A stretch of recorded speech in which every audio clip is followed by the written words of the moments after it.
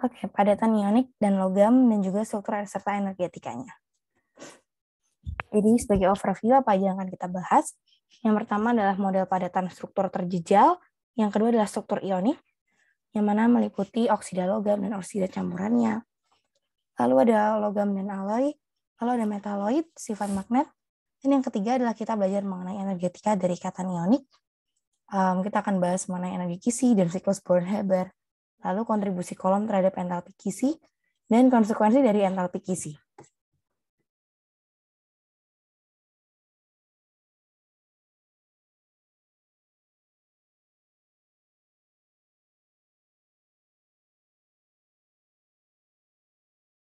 Pertama-tama, model padatan struktur terjejal.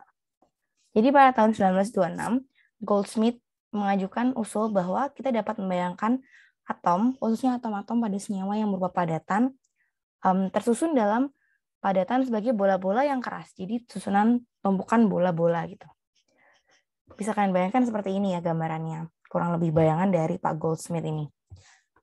Nah, Pak Goldsmith juga membayangkan bahwa koordinasi dari masing-masing anion pada atom pusat itu seperti koordinasi polihedra, atau bayangnya misalnya kalian memiliki suatu garam NaCl ya, Na dan Cl, di mana di sini kita tahu bahwa garam-garam yang memiliki muatan positif dan negatif memiliki ukuran yang berbeda. Kalau misalnya dia berupa senyawa kation, maka dia ukurannya akan jadi kecil, dan yang berupa anion adalah ukurannya cukup lebih besar gitu. Apalagi dengan tambahan adanya elektrostatik ya, kalau misalnya yang positif itu dia jari-jarinya makin kecil, kalau misalnya dia berupa ion negatif, dia jari-jarinya akan jadi lebih besar karena terbentuk banyak awan elektron. Di sini bisa kalian bayangkan koordinasi polihedra yang dimaksud itu adalah di mana dalam struktur dari Na dan Ca itu saling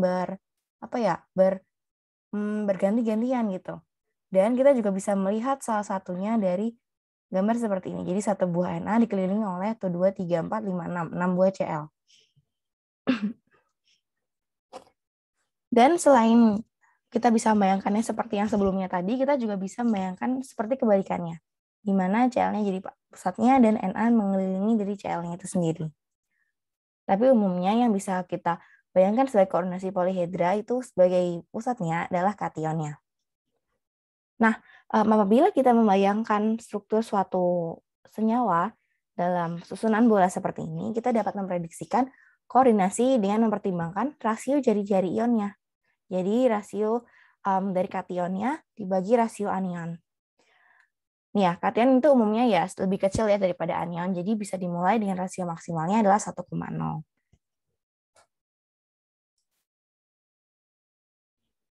Nah, umumnya apabila radius rasio kation dibagi radius anion itu sama dengan 1, biasanya dia bukanlah merupakan suatu senyawa yang heteroatom, tapi biasanya terdiri dari satu buah unsur. Bola-bola yang seukuran akan diletakkan secara terjejal atau close packed. Jadi kayak kalian bisa bayangkan gimana caranya menyusun bola dengan cara yang paling optimal gitu. Jadi kalian tempati semua lubang-lubangnya. Ya, kita bisa katakan ini sebagai suatu susunan hexagonal array yang mana 6 tetangga terdekat ada pada satu bidangnya. Kita juga perlu memperhatikan lubang di mana atom-atom lapisan berikutnya akan diletakkan. Jadi kebayang ya, kayak misalnya kalian meletakkan bola-bola, terus di atasnya lagi ada bola, yang mana kalian letakkan di lubang-lubang yang layer sebelumnya. Nah, jadi nanti dalam satu susunan satu atom dalam satu senyawa terdapat dua posisi yang sama. Ada tipe 1 dan ada tipe 2. Bisa kalian bayangkan ya, yang tipe 1 tuh yang ini, yang tipe 2 yang ini. Hal itu tuh berlaku juga dari bawah, dari dalam ke luar. Dari kanan ke kiri juga dalam keluar. Jadi sangat-sangat terjejal gitu ya, atau close packed. Lalu kita bisa nambahkan lapisan berikutnya, yang mana diletakkan di satu tipe celah saja. Kedua tipe celah ini akan identik dan atom merah hanya dapat diletakkan di salah satu tipe celah aja.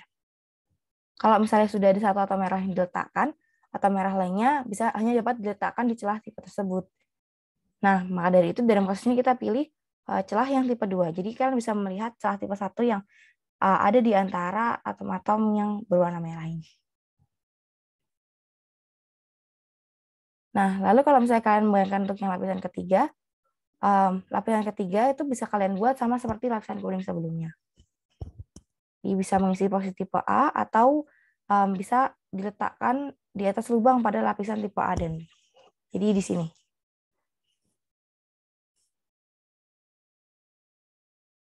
Nah, ini dia. Jadi kalian bayangkan susunannya akan mana ya? Nah, susunannya akan terlihat seperti ini, teman-teman. Jadi kayak ini lapisan yang pertama, lapisan yang kedua, dan lapisan yang ketiga. Mana masing-masingnya itu menempati lubang-lubang yang ada. Nah, kita bisa perhatikan ya bahwa lapisan atom yang paling atas langsung berada di atas lapisan atom paling bawah. Jadi kayak di sini tidak ada celah yang cukup signifikan gitu, karena celahnya itu dibuat seminimal mungkin gitu antara lapisan yang kuning yang bawah ini dengan lapisan kuning yang atas. Dari susunan-susunan ini kita bisa melihat kemungkinannya dalam bentuk unit cell. Unit cell bisa kalian lihat ya. Oke. Nah, ini dia unit cell yang paling compact atau yang paling terjejal kita sebut sebagai unit cell hexagonal close packing, atau kita sebut sebagai, kalau misalnya nanti kalian belajar tentang kubik, nanti ada yang disebut sebagai body centered kubik, tapi dia sebenarnya bukan yang paling terjejal, cuma kayak dia salah satu yang terjejal.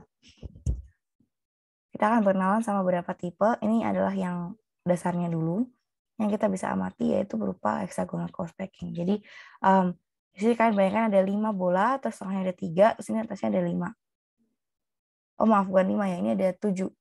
7, 3, 7.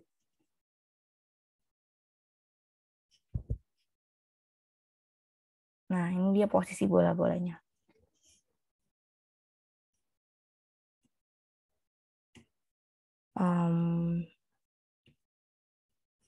Ya, lalu alternatif lainnya, kita juga bisa meletakkan bola-bola itu ke dalam 3 layer yang berbeda. Tadi kan 2 layer yang berbeda aja, sekarang 3 layer yang berbeda. Layer yang pertama itu 1 bola, kita anggap ini layer A. Terus layer berikutnya adalah 1, 2, 3, 4, 5, 6 bola dengan lokasi yang dengan B dan C ini dia saling interlock, atau kayak yang C ini akan menempati lubang yang ada di B. Ya, bisa kalian lihat, ini posisinya seperti ini. Nah, ini dia. Jadi yang perlu kalian ketahui tentang jenis-jenis kubus terjejal, ini sudah disederhanakan. Kalau misalnya kubus terjejal itu dasarnya ada 3. Yang pertama ada simple kubik atau primitif kubik yang ada di ujung ini. Terus yang kedua adalah body centered kubik, dan yang ketiga adalah face centered kubik. Primitif kubik atau simple kubik terdiri dari 1/8 atom pada 8 ujungnya. Jadi satu unit sel ini diisi oleh 1 buah atom, karena 1 dikali 1/8. 1 buah bola yang ada di sini dia berperan untuk mengisi 8 buah unit sel yang ada di sekitar 1 unit sel yang kita tinjau. Jadi kalau misalnya kalian lihat secara potongan penuh, kalian bakal melihatnya seperti ini. Jadi ini adalah 1/8, 1/8, 1/8, 1/8, dan seterusnya. Kita punya 8 buah bola dengan keterlibatan ke dalam satu simple kubik kita adalah 1/8, berarti 1/8 sama dengan 1 atom. Itu susunan yang pertama. Lalu susunan yang kedua kita sebut sebagai body centered kubik. Jadi pertama kita punya suatu simple kubik atau primitif kubik, dan di tengah-tengahnya kita letakkan 1 buah atom. Yang mana 1 buah atom itu posisinya berada tepat di dalam kubus terjejal kita, unit cell kita. Jadi total jumlah atom dalam kubus adalah 1/8 kali 8 ditambah 1 buah atom pada pusatnya. Seperti ini ya, kebayang ya. Lalu jenis yang ketiga kita sebut sebagai face-centered kubik. Jadi kita punya suatu simple kubik atau primitif kubik, dan kemudian kita juga memiliki 1, 2, 3, 4, 5, 6 buah bola yang terletak pada sisi-sisi dari masing-masing unit selnya. Jadi satu buah bola ini terlibat setengah bagian untuk satu buah unit cell. Ya, jadi kayak setengahnya gitu. Ada sisi depan, belakang, kanan, kiri, atas, bawah. Kalau misalnya dia dibagi setengah, kita bisa bayangkan seperti ini. Jadi ada 1/8 kali 8 ditambah 6 dikali setengah. Jadi ada 6 buah setengah bola gitu yang terlibat dalam satu buah unit cell. Lalu sebenarnya bagaimana sih cara kita menghitung atom dalam satu unit cell 3 dimensi? Jadi fraksi atom yang menempati satu unit cell untuk berapa posisi dalam unit cell bisa kita lihat seperti ini. Kalau misalnya dia ada di pusat, kayak tadi yang body centered kubik, yang atom kuningnya, maka dia itu fraksi dalam unit cell-nya atau peran dia dalam unit cell itu adalah 1. Jadi semuanya dia masuk ke dalam satu unit cell. Kalau misalnya dia ada di bagian muka atau di bagian sisi atau di bagian face-nya, kita anggap dia berperan setengah. Lalu kalau misalnya dia ada di tepi itu maksudnya yang ini, tepi ini, dari sini ya. Misalnya kalau ada, biasanya struktur-struktur ionik itu akan masuk ke dalam tepinya ini. Kebayang nggak? Ini kelihatan ya apa panahku? Di apa sih namanya ini di rusuknya, rusuk suatu kubus. Nah, itu kita anggap dia sebagai terlibat 1/4 untuk fraksinya dalam unit cell. Lalu kalau misalnya dia ada di sebagian sudutnya, yang ini, kita anggap dia fraksinya adalah 1/8. Walaupun susunan lapisan terjejal menggambarkan susunan padatan yang paling tidak mungkin, sebenarnya masih terdapat lubang atau posisi interstisial pada isi kristal kita atau pada unit cell kita. Banyak struktur ionik yang dapat dibayangkan terdiri dari satu susunan terjejal dari anion, lalu kation-kationnya akan mengisi lubang-lubang interstisial itu. Maksudnya lubang interstisial itu apa? Lubang interstisial itu adalah lubang-lubang yang ada di antara kubus-kubus, isi kubus kita gitu yang sederhana. Jadi misalnya ini ada lubang interstisial di tengah gitu. Terus yang ini juga ada lubang interstisial di rusuknya ini.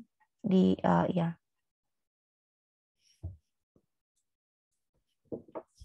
Ada 2 tipe lubang. Yang pertama adalah lubang tetrahedral yang mana terbentuk dari misalnya ada suatu atom dengan posisi tetrahedral. Lalu yang kedua adalah lubang oktahedral, di mana terbentuk dari suatu atom dengan posisi oktahedral. Jadi kalau misalnya tetrahedral, kalian bayangkan kayak tetrahedral tuh strukturnya misalnya kayak gini. Di tengah-tengah ini terdapat suatu lubang. Nah, itu kita sebut sebagai lubang tetrahedral. Kalau misalnya oktahedral nih ada suatu atom tersusun seperti ini. Lalu di tengah-tengahnya titik yang ini ya. Ini kita sebut sebagai lubang oktahedral.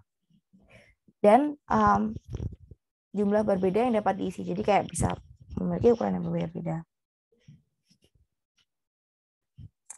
Nah, lubang-lubang ini bersama dengan kemungkinan struktur tadi ya, face center kubik, body center kubik, terus hexagonal, closed package, dan lain-lain itu membentuk bermacam variasi tipe kisi. Nah, ini dia adalah geometri kristal secara eksperimental. Jadi ada kubik, ada tetragonal, ada ortorombik, hexagonal, monoklinik, dan triklinik. Biasanya yang bisa kita gunakan adalah yang kubik ya. Kubik seperti ini, tetragonal tuh biasanya dia balok ya, ortorombik seperti ini. Jadi kalau misalnya kubik kita buat sebagai ada 3 kemungkinan pengisian ya. Yang pertama yang primitif, terus yang kedua ini yang body centered kubik, dan yang ketiga ini adalah yang face centered kubik. Tetragonal juga sama, tapi dia cuma ada 2 kemungkinan, ada P dan I. P dan I, P-nya adalah yang primitif, yang I-nya adalah body centered kubik. Tapi yang F-nya tidak ada kemungkinan F pada posisi tetragonal. Lalu untuk posisi ortorombik juga sama, ada yang primitif, ada yang body centered, ada yang face centered, dan tambahnya dia ada side centered. Jadi dia hanya ada pada sisinya, satu buah sisi seperti ini. Lalu berikutnya kalau misalnya di posisinya heksagonal dia hanya ada pada posisi primitif, trigonal juga sama, hanya pada posisi primitif. Lalu struktur monoklinik dia ada 2 kemungkinan ya. Yang pertama adalah yang primitif, yang kedua adalah side centered. Jadi hanya pada sisinya, satu sisinya aja yang berhadapan. Terus yang terakhir adalah yang posisi triklinik ya.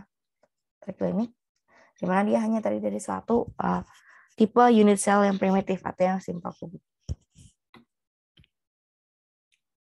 Nah, sebenarnya di alam, kira-kira logam-logam kita atau padatan-padatan kita itu mereka strukturnya itu seperti apa sih? Jadi ini sudah ada ya susunan periodik dari struktur logamnya, yang mana mereka di alam memiliki struktur yang seperti ini. Mayoritas ditemukan seperti ini. Ini untuk golongan pertama, umumnya dia adalah body centered kubik. Jadi ada satu buah atom pusat di tengah dan dikelilingi oleh 1/8 dari 8 atom. Lalu untuk yang golongan kedua ini lebih bervariasi, ada yang berupa hexagonal closed package. HCP itu sebenarnya adalah suatu face center kubik ya teman-teman. Terus habis itu juga ada yang CCP, lalu ada juga yang body center kubik.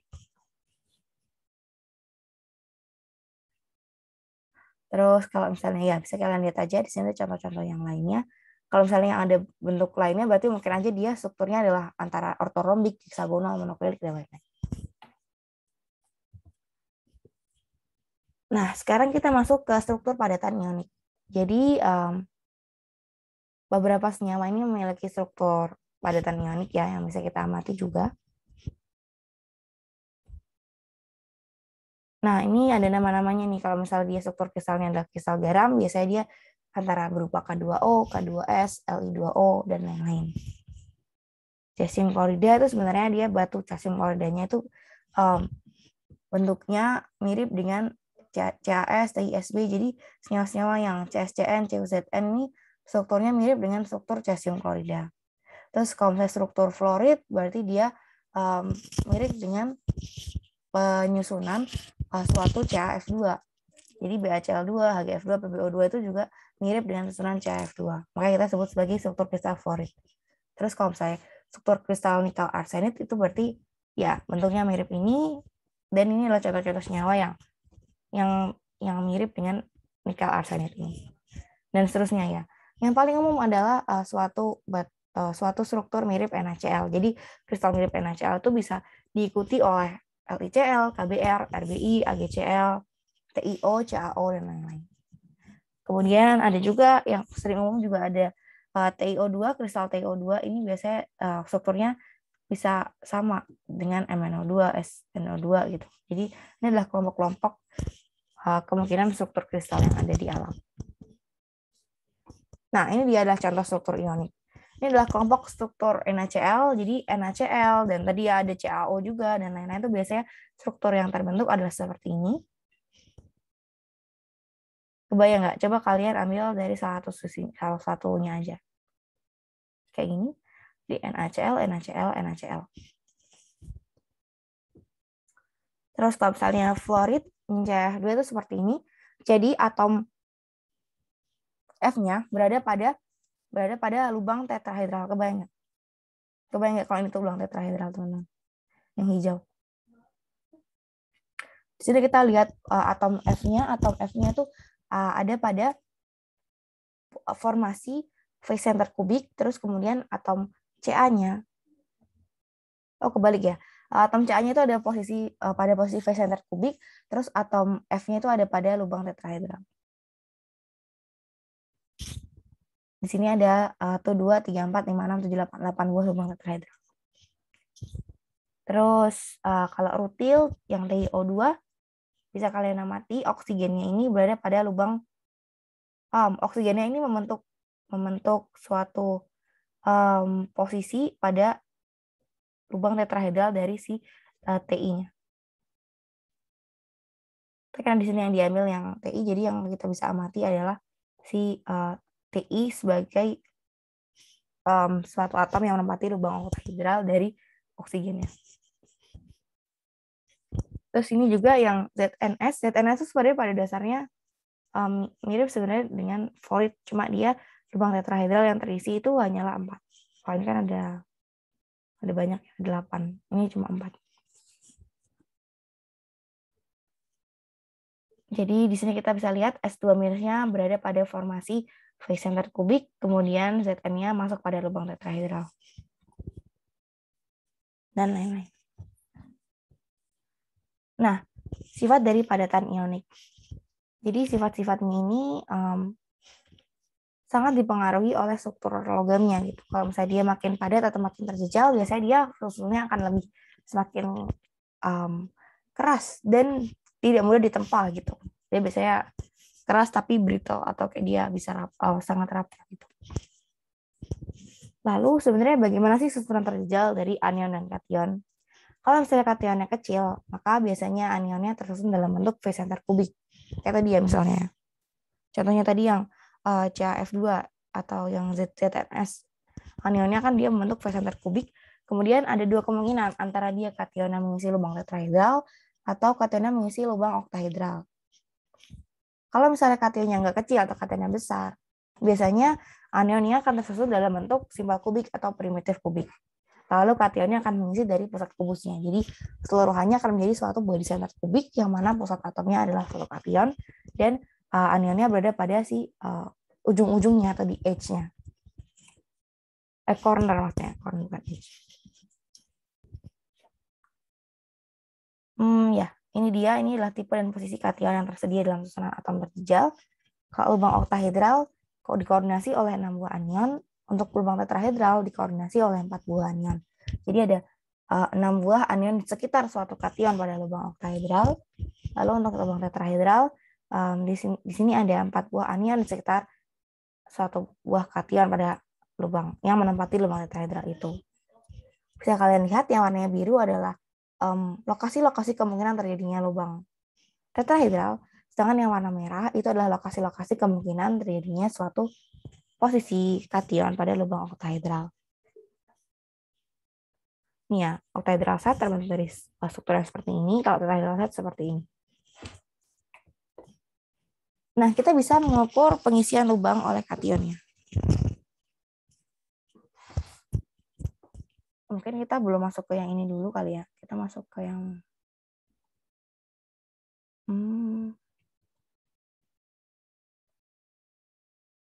oke. Nggak apa-apa, kita masuk ke yang itu aja langsung.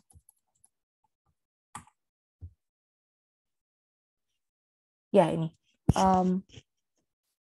Lubang oktahedra ini panjang dari lubang oktahedra kita bisa ukur dari rumus matematis sederhana ya. Jadi kalau misalnya kita mau tahu apakah dia merupakan menempati lubang oktahedra atau lubang tetrahedra, kita bisa lihat dari rasio jari-jarinya. Jadi R cation per R anion. Bisa kita amati ya kalau misalnya dia lubang tetrahedral biasanya rasionya antara 0,225 sampai 0,414. Kalau oktahedral itu 0,414 sampai 0,73.